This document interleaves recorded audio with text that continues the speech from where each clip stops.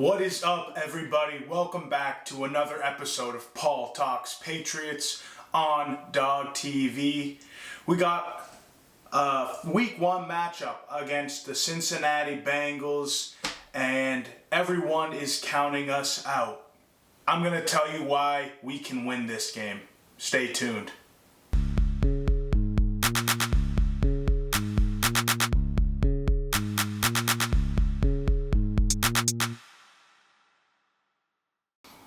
Alright, well, after a preseason of ups and downs, the Patriots finally got their roster together and made a big decision to start Jacoby Brissett at quarterback over rookie Drake May.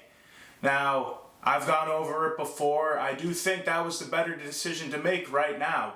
And only time will tell how that decision will play out for the Patriots. The offensive line, still a question mark. Vidarian Lowe has been injured, a guy subject to a lot of comments during the preseason, starting at left tackle. Not sure if he's going to be back, still a question mark as of right now. Not sure if he'll play. Either way, the offensive line is looking interesting. As far as the Bengals go, here's why we can upset the Bengals Week 1 in Cincinnati. The Bengals, since Zach Tyler has taken over as head coach, are 1-4 in Week 1 games. And you take a look at their opponents, definitely not the best. 2019 lost 21-20 in Seattle. You know what? Seattle, very good team. Russell Wilson still looking like a Hall of Fame caliber quarterback. Prime Bobby Wagner still with some of the reminiscent pieces of the Legion of Boom. They finished 11-5. So really good team there. Then you leapfrog to 2020. And it's a 16-13 loss at home against the Los Angeles Chargers. Now, I'm not sure if you guys remember this, but that was when Tyrod Taylor was supposed to start for the Chargers, and the team doctor punctured his lung and had him out, forcing Justin Herbert to start that game. The defense that year for the Chargers let up 26.6 points per game, and the Bengals only put up 13. Another slow start. They scored half the points that the Chargers gave up that whole year. And on the other side of the ball, they were going against a rookie quarterback who wasn't even supposed to start the game. Granted, Justin Herbert had a tremendous rookie year, but it was his first ever NFL game and one in which he didn't even know he was going to be playing until a couple days before, if that. 2021, their only win out of all of this. 27-24 versus Minnesota at home, a team that finished 8-9, and a team again whose defense ranked 24th in points against. So yeah, congrats, you put up 27 points and you squeaked by a win in overtime that probably you shouldn't have even won. If you go back and watch that game or even look it up, Dalvin Cook fumbled with 2 minutes left in overtime, and either way, the Bengals probably lose or tie. You either get a Vikings touchdown, they were in close to the red zone there before Cook fumbled. Either the Vikings win that game or they run out the clock and it ends in a tie. So the only win that you have in Week 1 is barely squeaking by due to luck, a 500 team in Minnesota, whose defense was terrible. Going to 2022, a 23-20 loss against Pittsburgh, a team that finished 9-8 barely, because Mike Tomlin's record, always above 500 or at least 500, never finished below 500. But this team really wasn't that good. Who was the Steelers' starting quarterback? Mitchell Trubisky, on an offense that averaged 18.1 points per game. You let up 23, you only put up 20, and barely even got to the end of the game. I believe it went to overtime because the Bengals scored a last-second touchdown with like 5 or 10 seconds left to tie the game. So, you barely beat a Mitchell Trubisky-led Pittsburgh team. Granted, they had a good defense. You know, T.J. Watt, really good. Coming off Defensive Player of the Year season. So I'll give them that. But come on, you got beat by Mitchell Trubisky. 2023, last year, a 24-3 loss in Cleveland. Now, all right, Cleveland, fun team to watch last year. Finished 11-6, but who was their quarterback in Week 1? Deshaun Watson, who, if you all remember, had a terrible season last year, looked like half of the player he was for the Texans, and still managed to beat the Bengals by 3 scores. Also, at one point, the Browns were 7-5 last year. They were an average team. Joe Flacco came in, went 4-1, and then solidified their spot in the playoffs before losing again in the last week. Burrow that game. Listen to this stat line. Burrow is notorious for doing bad the first week. His stat line last year in Week 1, 14 for 31, 82 passing yards, and no touchdowns. You're telling me, after listening to all of that, the Patriots don't stand a chance? Now, yeah, the Patriots, we are not supposed to be up to this level, but if you think that Jacoby Brissett is worse than Mitchell Trubisky, you're out of your mind. If you don't think our defense is better than the Los Angeles Chargers, who led up 26.6 points per game in 2020, you're out of your mind. Our defense is going to be a top 10 unit this year. A team that I believe it was around 21.5 points per game they let up last year. I believe that was the number. They're going to keep us in this game. But not only that, let's keep going. Jamar Chase, making headlines. The next receiver on this big list of players who have held out this offseason looking for a contract extension. Jamar Chase, if you're not familiar, is their wide receiver 1 on the Bengals. He's been a top 5, maybe top 10 wide receiver when healthy in the league and has not participated in the preseason, in training camp. He's been waiting for a contract. Now in Week 1, his averages are a little over 6 catches per game and just under 90 yards per game, and he scored a touchdown in 2 out of the 3 Week 1 games he's played in. So that's a lot of production for a guy to lose out on. And the Patriots defense, one of their strong suits is their cornerbacks. So without Jamar Chase, who does that leave for the Bengals to throw to? Well, they've got T. Higgins, who last year had 0 catches on 8 targets in Week 1. They have Andre Yosivash, who I saw him play decent. Am I ever going to lose sleep over Yosivash? No. He was a 2023 6th-round pick out of Princeton, so probably didn't even have many expectations of going to the NFL. Good for him. He made it. Last year in his rookie year, on the year, 15 receptions, 116 yards, and really good 4 touchdowns. I'll give that to him. But again, is that a guy I'm going to be shaking over nervously? No, not at all. Next, Trenton Irwin. Week 15. Last year, the only game Jamar Chase missed, Irwin stepping up for the team. He had 4 receptions and 37 yards. Am I concerned about that? No, not at all. I really think our cornerbacks are going to clamp up this wide receiver group. Who do they have after that? They have Jermaine Burton, rookie. I believe he went in the 3rd round out of Alabama.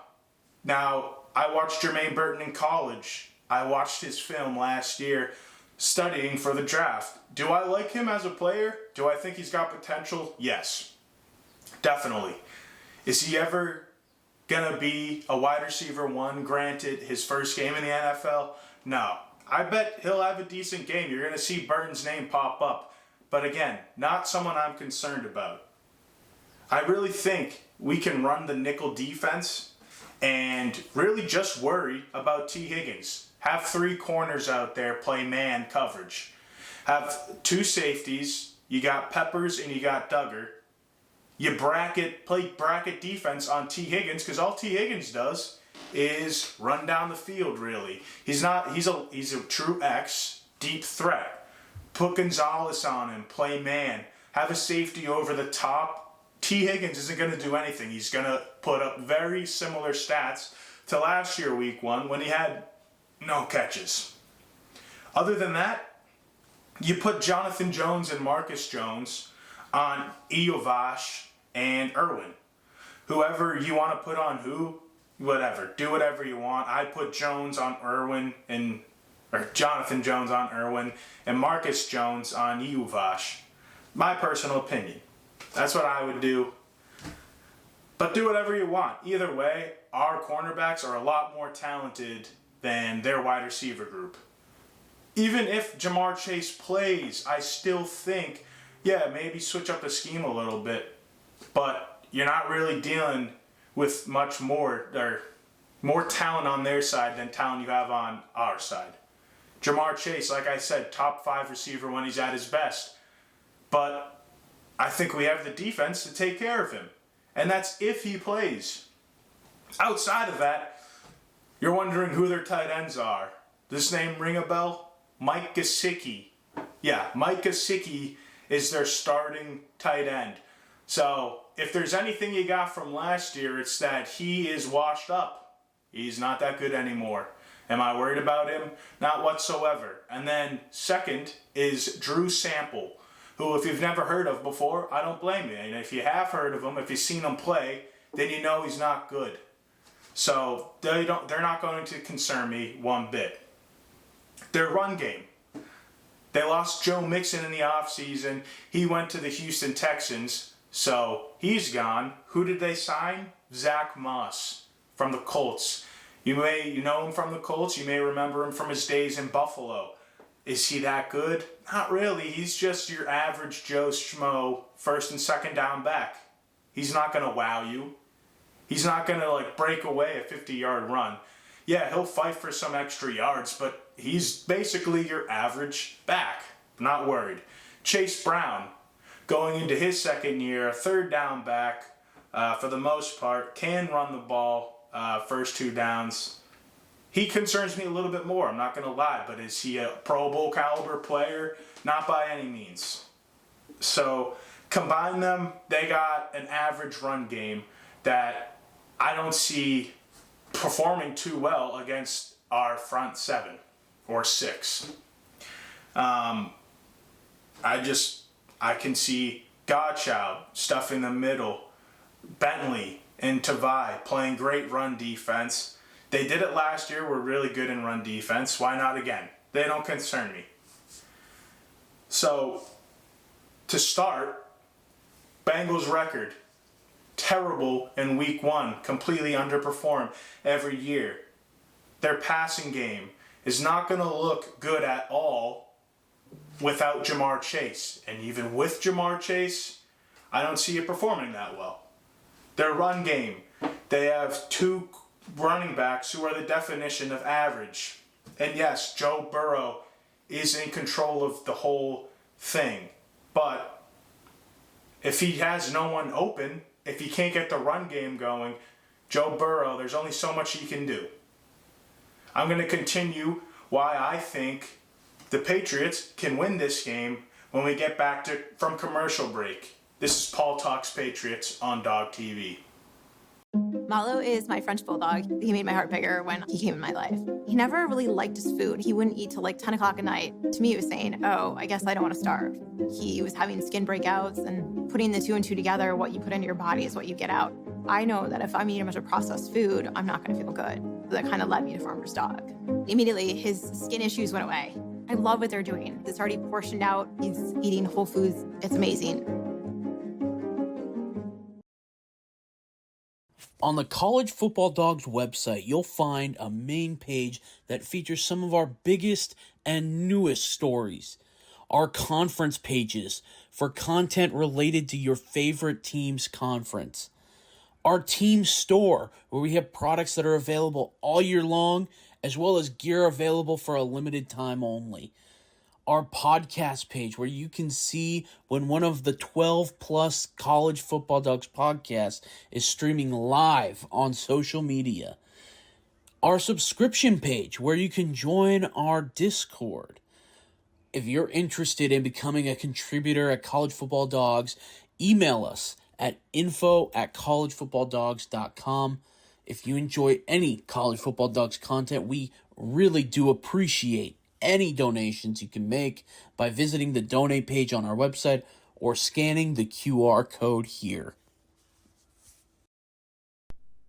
College Football Dogs, for the fans. Welcome back, guys. This is Paul Talks Patriots on Dog TV.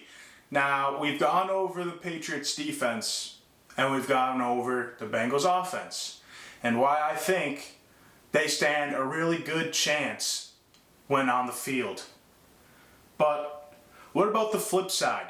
Where all the problems are for the Patriots this year, and that is our offense. Yes, I know. It's going to be bad, but with the right play calling, which I must say I did like in the preseason, the way Alex Van Pelt called our offense, I was a fan. Was he a little conservative? Yeah, that's fine. Not Josh McDaniels conservative, but he knew when to take chances and knew when to just chip away and move down the field. I loved it.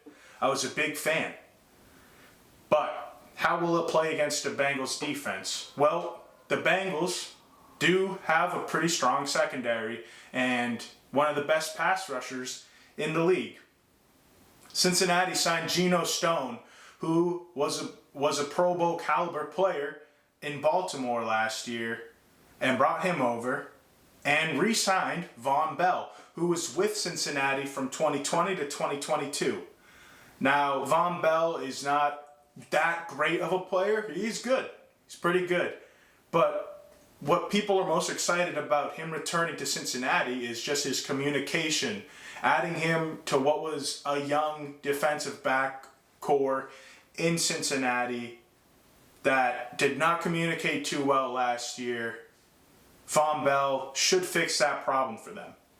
But they add those two to second-year defensive back Jordan Battle from Alabama, who had a really good, really promising rookie year. Jordan Battle is going to be one of the best defensive backs in the league, I think, in a couple years, in my opinion. Then you also have Cam Taylor-Britt, their top cornerback. Keep an eye out for that name, Cam Taylor-Britt.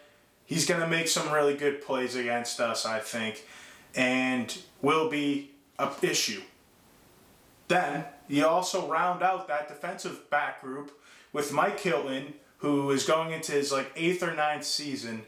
Spent 4 or 5 years with the Steelers, came over to Cincinnati a couple of years ago, and just a great veteran. Nothing crazy, not spectacular player, but a good veteran presence. And DJ Turner, the second. Don't get him confused with DJ Turner, the wide receiver on the Raiders. He's going into his second season. And again, promising young player in the Bengals secondary. They did a really good job of revamping this cornerback and safety group after their Super Bowl. They lost a couple of key players back there, but really revamped it with some young players. On top of that, Trey Hendrickson, their edge rusher. He had 17.5 sacks last year, and the team as a whole had 44 sacks. And that number 44 isn't isn't anything crazy. It's pretty good. Nothing outrageous. Isn't really that eye-opening. Trey Hendrickson on the other side is someone you really need to worry about. If you need to double team him, do it. He's worth it. The rest of their defensive line, good run stoppers, not great. I would compare them to our defensive line. Probably a little worse, actually. On the other side, opposite of Trey Hendrickson, you have Sam Hubbard, who knows how to get the quarterback. He had 5-6 sacks last year, so nothing crazy, but a guy you need to worry about. If you watch him play, he is pretty impressive. He's an underrated player, and so is Trey Hendrickson. I think last year he finally got the recognition he deserved, but Trey Hendrickson, priority number one on their defense for me. Stop him. Just give Jacoby Brissett 2 seconds, please. Just 2 seconds. That's all we need. The ball's going to be getting out quick, and I will get to that in a little bit. As far as their linebacker group goes, they have Logan Wilson and Jermaine Pratt, who make for a really good linebacker pair. They're well-rounded, but they don't excel at anything, really. They had inflated stats from last year. Wilson had 4 interceptions. Pratt had 2 interceptions. But listen to this. Logan Wilson gave up 7.9 yards per target last year, and that was up from the year before. Not very good for a linebacker, especially when you're not dealing with too many long passes. Jermaine Pratt allowed 6.7 yards per target, and QBs had a 71.4 completion percentage when targeting against him last season. So that means every 7 out of 10 passes, if you just toss it towards Pratt, it's going to be a catch. This is going to get exposed a lot by the Patriots. And it really plays our weaknesses is where their strong suits are. That's fine, because we're not going to play towards their strengths. What the Patriots need to do is get the ball out quick, expose those linebackers in coverage. That means both tight ends, Austin Hooper and Hunter Henry, are going to have really good games. Demario Douglas is going to be running horizontally, probably. He's not running down the field. Flats, out routes, slants, in routes. He's not going to go more than 10 yards downfield. Feed him. Let him try and make some moves to get downfield.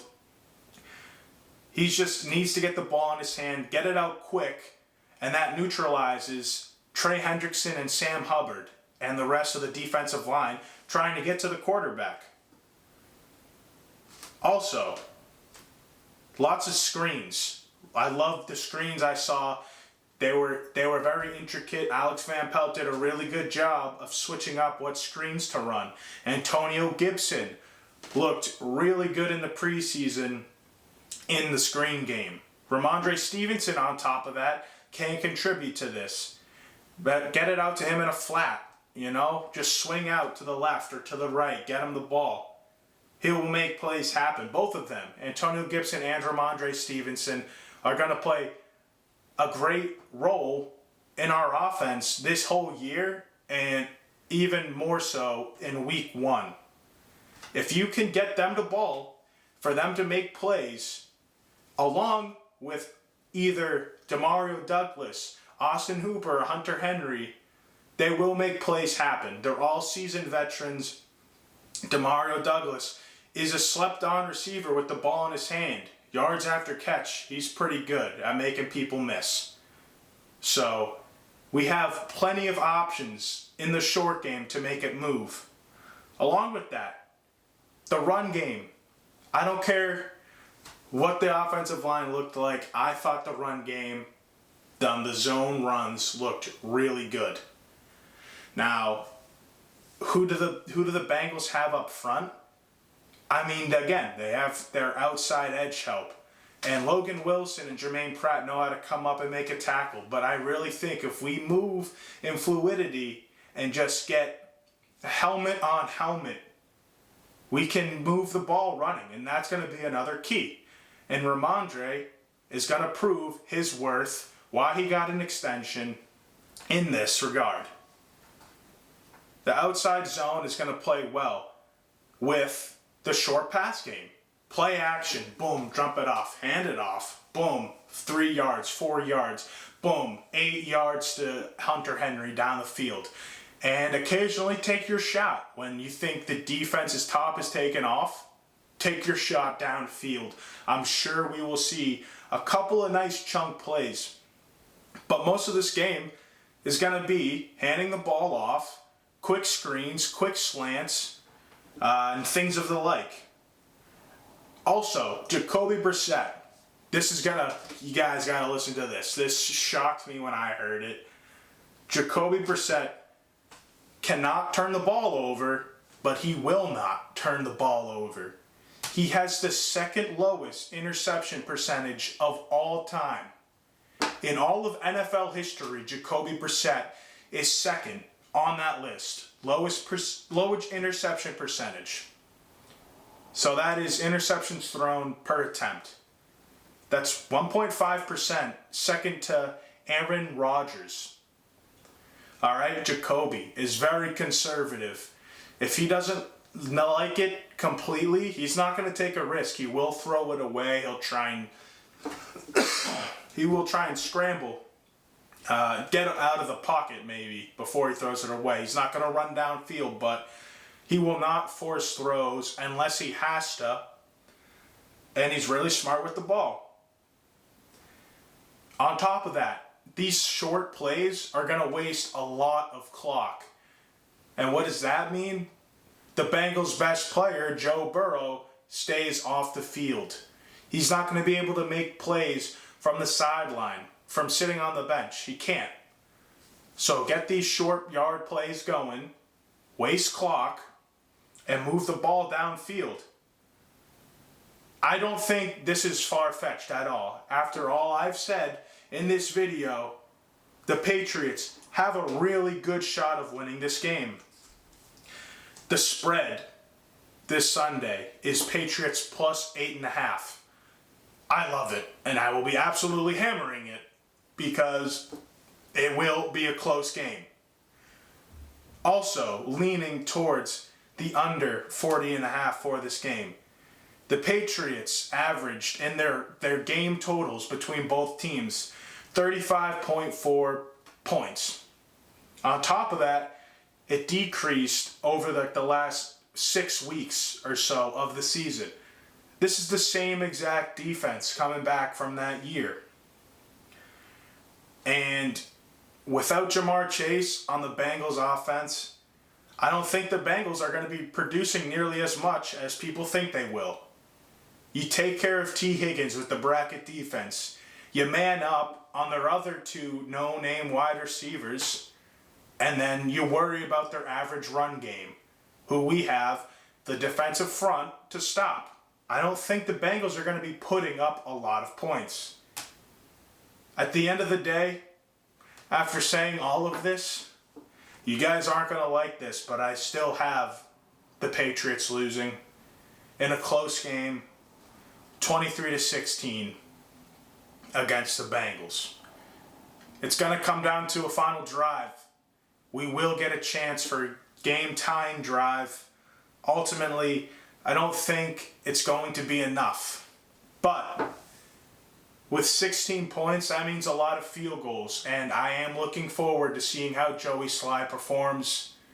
The biggest takeaway from this game is going to be we can compete with teams, and we can have reliable kicking. It's going to be closer than people think, and I'm very excited to see what it is that we produce. Remember the Eagles, week 1 last year? No one thought we were going to win that game. It came down to Kayshon Boutte not getting 2 feet in bounds, basically. It's going to be very similar this year in week 1 on Sunday. It's going to be fun to watch. Guys, it's going to be a long season, but it's not going to be as bad as last year. We will compete more with this roster. Our defense is the complete same, and we have a revamped offense. We will be more interesting to watch. I know.